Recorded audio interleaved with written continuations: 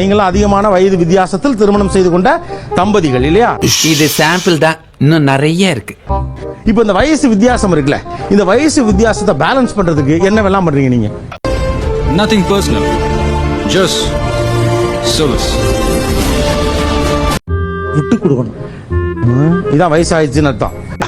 அசிங்கப்படுத்துறேன், insult பண்றேன்.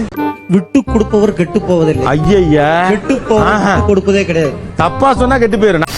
நான் குமார் அவசரப்பட்டிய. இந்த வயசு வித்தியாசம் தெரியாம இருக்க என்னென்னலாம் பண்றீங்க? ஹேர் டை போட சொல்லுவேன், எல்லாம் கரெக்டா, ட்ரெஸ் எல்லாம் கரெக்டா. இப்போ ஹேர் டை போட்டிருக்கீங்க. அட பாரியா. ஓகே, இப்போ என்ன வயசு உங்களுக்கு? சார் 54. 54. 40ங்க சார்.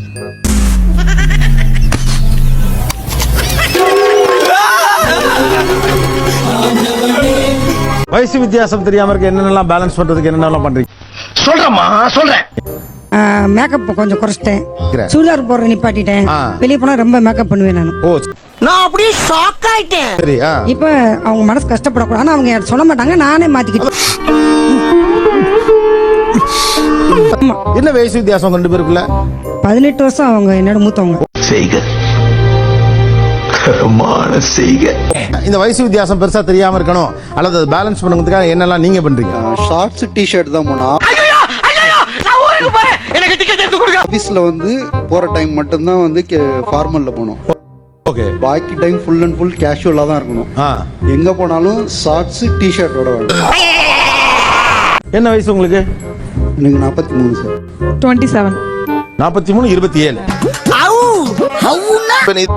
நிறைய கமெண்ட்ஸ் ரிசீவ் பண்ணிருக்கோம். கல்யாணம் புதுசுலயே வந்து நாங்க 2 பேரும் போயிட்டு இருக்கிறப்போ யார் உங்க சிஸ்டரான்னு கேட்டிருக்காங்க.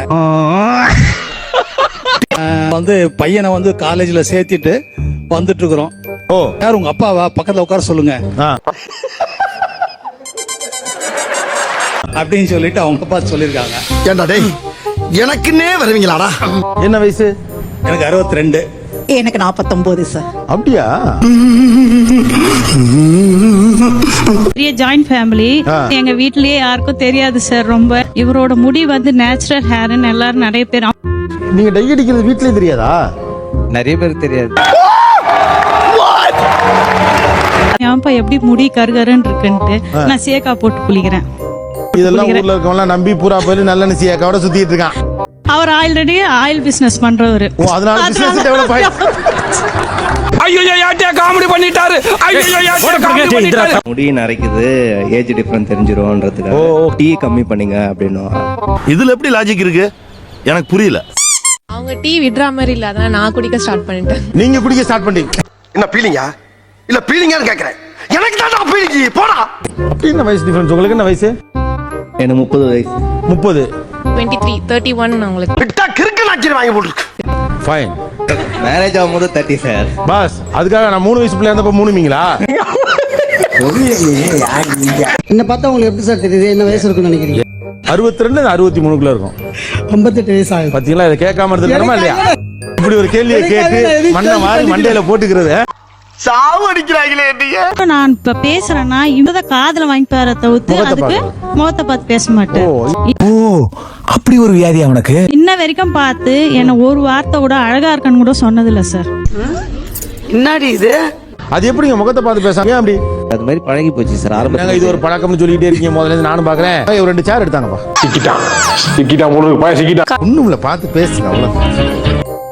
அவர் எனக்கு பதில் அடிக்கிறது பார்த்து சொல்ல மாட்டார் சார். இப்போ பாருங்க அப்படி. அதான் என்ன அவ்வளவு அழகா இருக்கனாச்சு.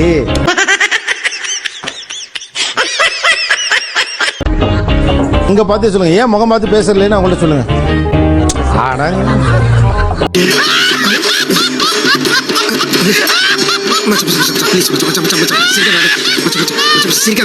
இப்ப அவங்க முகத்தை பார்த்து பேசணும். ஏன் பார்த்து பேசுறது இல்லைன்னு சொன்னா போதும் சார். ஒரு 10 செகண்ட் பார்த்துட்டேன் சார். 10 செகண்ட் பாக்குறதுலாம் இல்லைங்க. மத்தளத்திற்கு 2 பக்கமும் அடி என்பதை போல இருக்கிறது என்னுடைய நிலைமை.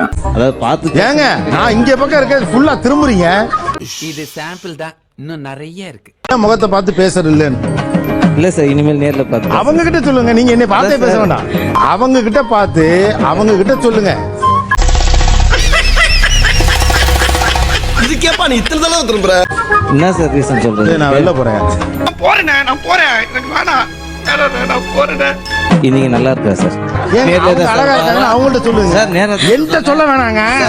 இனிமேல் நேரில் பார்த்து அவங்கள பார்த்துக்கிட்டு என்கிட்ட ஏன் பேசிட்டீங்க? அவங்கள பார்த்து அவங்க கிட்ட பேசுங்க. சகல நிலைமை நினைச்சு ரொம்ப பரிதமா இருப்பா. எங்க பார்த்தாலும் நீங்க எங்கிட்ட தான் பேசிட்டீங்க. நேரா அவங்கள பார்த்து அவங்கள்ட்ட பேசுங்க. சரியா? சரிங்க சார். ஓகே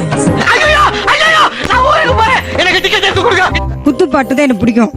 சவுண்ட் அதிகமாக வச்சு கேட்கணும். அவங்களுக்கு பிடிக்காது. என்ன என்ன எழவியாது? ஸ்பீக்கர் அதிகமாக எல்லா இடத்துல வச்சு சவுண்ட் டம் டும்னு கேட்கணும். அவங்களுக்கு பிடிக்காது. பழைய பாட்டு சவுண்டு கம்மியாக அது நைட் என் டைம் பாட்டு கேட்டுட்டே இருப்பாங்க. உங்க அம்மா டீச்சருங்க சார். கொஞ்சம் நல்லவங்க, ஆனா ஸ்ட்ரிக்ட்டா கொஞ்சம் வளர்த்திட்டாங்க. கொஞ்சம் நல்லவங்க. ரைட். மாமியார முழுசா நல்லவங்கன்னு சொல்லிட முடியாது. உள்ளுக்குள்ள உறுத்தல பொறம்போ டாய் அப்படின்னு உங்க மனசாட்சி உங்களை பார்த்து கேள்வி கேட்காத மிஸ்டர் பார்த்தசாரதி. இன்னுமேங்க சார் அவர் வீட்டுல ஒரு வாழைப்பழம் உரிச்சா கூட அந்த தோலை கொண்டு போய் டஸ்ட்பின்ல தான் போடுவாரு. எப்பவுமே சோஃபா கடையில போட்டுறேன். வெக்கமா இல்ல? என்ன வெக்கம்? வாங்க போங்கன்னு தான் கூப்பிடணும்னு ஆசைப்படுவாங்க வெளியெல்லாம் போனா. பட் நான் வந்து வாடா போடா அந்த மாதிரி கூப்பிடுவேன். ஏண்டா மரியாதைங்கிறதே இல்லையா? என்ன மரியாதை? ஏன் இல்ல? முதல் மரியாதை, காதலுக்கு மரியாதை, மனைவிக்கு மரியாதை. ஏன் அப்படி ஒரு வாடா போடான்னு கூப்பிடணும் உங்களுக்கு? நம்ம ரெண்டு பேரும் க்ளோஸ் நெருக்கமா இருக்க மாட்டோம். அந்த மாதிரி தோணும். பிடிச்சிருக்கு, அதான் ரீசன். அதுக்கு ரீசன் நீங்க அதை மறுக்கிறீங்க. சம்டைம்ஸ் பஸ்ல போகும்போது டக்குன்னு சொல்லிடுறாங்க.